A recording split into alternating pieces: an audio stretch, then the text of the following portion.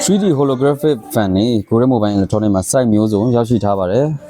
ဒီဟာလေးကိုစိုင်ကိုင်းရှိတွေပြကန်းတွေဂုံတိုက်တွေပွဲလုပ်တဲ့အချိန်တွေမိမိထုတ်ကုန်တွေမိတ်ဆက်ချင်တဲ့အချိန်တွေစားတောက်ဆိုင်တွေဘာလိုမျိုးနေရာတွေစေးုံစေးကန်းကြောင်း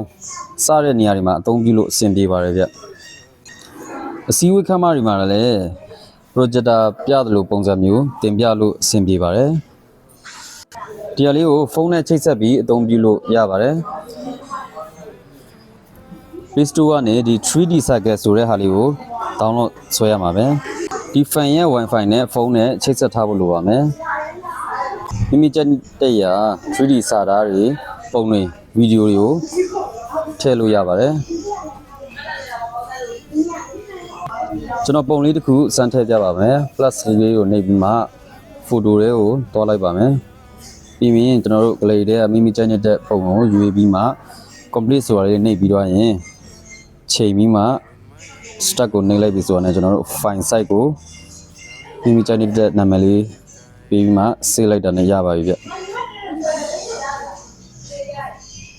အဲဆိုရင်စောစောကကျွန်တော် save ထားတဲ့ပုံလေးကိုတစ်ချက်နှိပ်ပြပေးမယ်ဒီပုံလေးပဲဖြစ်ပါတယ်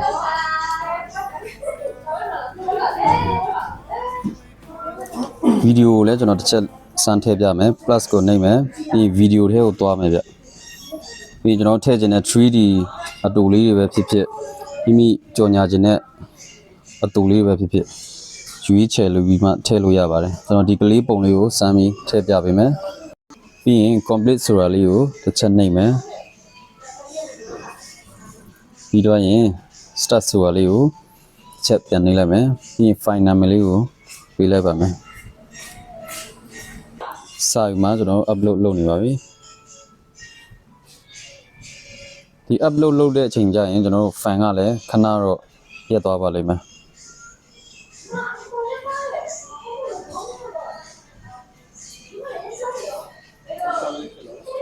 ဆော့ဆော့တင်ထားတဲ့ကလေးပုံလေးကိုတစ်ချက်နှိပ်ကြည့်လိုက်မယ်ဆော့ဆော့တင်ထားတဲ့ဗီဒီယိုအတူလေးပဲဖြစ်ပါတယ်